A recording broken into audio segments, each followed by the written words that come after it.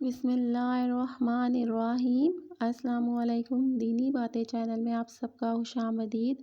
ناظرین، سلمہ رضی اللہ عنہا کہتی ہیں کہ جب ابو سلمہ رضی اللہ عنہ کی آنکھیں پتھرا گئیں تو آپ صلی اللہ علیہ وسلم تشریف لائے اور اپنے ہاتھ سے ان کی آنکھیں بند کی اور پھر فرمایا کہ جب روح قبض کی جاتی ہے تو اس کی بنائی بھی روح کے ساتھ چلی جاتی ہے۔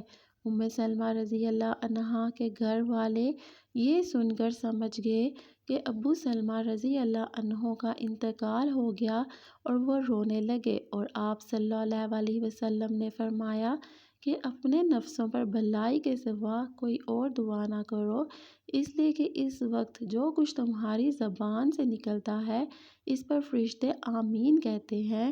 اس کے بعد آپ صلی اللہ علیہ وسلم نے فرمایا، اے اللہ، ابو سلمہ رضی اللہ عنہ کو بخش دے اور ان کا مرتبہ بلند فرما کر ان لوگوں میں شامل فرما دے جن کو راہ مستقیم دکھائی گئی ہے، اور ان کے پسماندگان کی کار سازی فرما، اور اے تمام جہانوں کے پروردگار، ہم کو اور ان کو بخش دے اور ان کی قبر میں کشادگی فرما اور اس کو نور سے منور کر دے۔ مرنے کے بعد انسان کو سب سے پہلے قبر کے مراحل سے گزرنا پڑتا ہے، اس لیے نبی صلی اللہ علیہ وسلم نے اس کے خوفناک، خطرناک اور سخت حالات سے امت کو آگاہ فرمایا ہے۔ اس لیے تو آپ صلی اللہ علیہ وسلم نے فرمایا کہ اگر مجھے اس بات کا ڈر نہ ہوتا کہ تم مردے ہی دفن کرنا چھوڑ دو گے تو میں اللہ تعالیٰ سے دعا کرتا کہ تمہیں بھی عذاب قبر سنا دے جس طرح کہ میں سنتا ہوں۔ صحابہ کرام رضی اللہ عنہ بھی قبر کے تصور سے لرزہ بر اندام رہتے تھے۔ بے شک رسول صلی اللہ علیہ وسلم نے فرمایا کہ قبر آخرت کی منزلوں میں سے پہلی منزل ہے، پس جس نے اس منزل سے نجات پائی اس کے بعد کی منزلیں آسان ہوں گی، اور جس نے اس منزل سے نجات حاصل نہ کی اس کی منزلیں سخت دشوار ہوں گی۔ رسول صلی اللہ علیہ وسلم نے ارشاد فرمایا کہ میں نے کبھی کوئی منظر قبر سے زیادہ سخت نہیں دیکھا۔ حضرت ابو ہریرہ رضی اللہ عنہ فرماتے ہیں کہ رسول اللہ صلی اللہ علیہ وسلم نے فرمایا کہ مردے کو جب قبر میں ڈال کر لوگ واپس آتے ہیں تو وہ ان کے جوتوں کی آواز سنتا ہے۔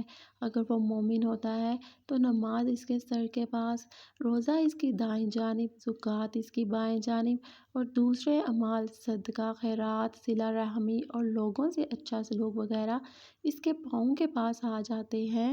جب اس کے سر کی طرف سے کوئی آتا ہے تو نماز اس کے قریب آنے سے روکتی ہے، اس کی دائیں جانب کوئی آتا ہے تو روزہ اس کو اپنے قریب آنے سے روکتا ہے اور آڑ بن جاتا ہے، اور جب بائیں جانب سے کوئی آتا ہے تو زکوٰۃ راستہ روک لیتی ہے اور اس کو قریب آنے سے روکتی ہے، اور جب اس کے پاؤں کے پاس کوئی آتا ہے تو اس کے نیک اعمال یعنی صدقہ، خیرات، صلہ رحمی اور لوگوں کے ساتھ نیک سلوک وغیرہ آڑ بن جاتے ہیں۔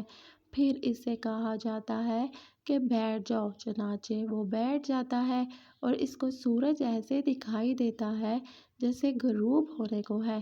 پھر اس سے کہا جاتا ہے کہ تم اس شخص کے بارے میں جو تم میں محبوس ہوا تھا کیا کہتے ہو، اس کے متعلق کیا گواہی دیتے ہو؟ وہ کہتا ہے مجھے ذرا نماز پڑھ لینے دو۔ اسے کہا جاتا ہے کہ تم عنقریب یہ کام کر لو گے، پہلے اس سوال کا جواب دو کہ تم اس شخص کے بارے میں جو تم میں محبوس ہوا تھا کیا کہتے ہو اور کیا گواہی دیتے ہو؟ وہ کہے گا یہ محمد صلی اللہ علیہ وسلم ہے، میں گواہی دیتا ہوں کہ وہ اللہ کے رسول ہیں، اللہ تعالیٰ کے پاس دین حق لے کر آئے۔ اس سے کہا جائے گا کہ اسی بات پر تم زندہ رہے اور اسی پر تمہاری موت آئی، اور انشاءاللہ اسی امر پر تم زندہ کر اٹھائے جاؤ گے۔ اس کے بعد اس کے لیے جنت کا دروازہ کھولا جاتا ہے اور اس کو کہا جاتا ہے کہ اگر تو نافرمانی کرتا تو دوزخ میں تیرا ٹھکانہ اللہ نے تیار کیا تھا۔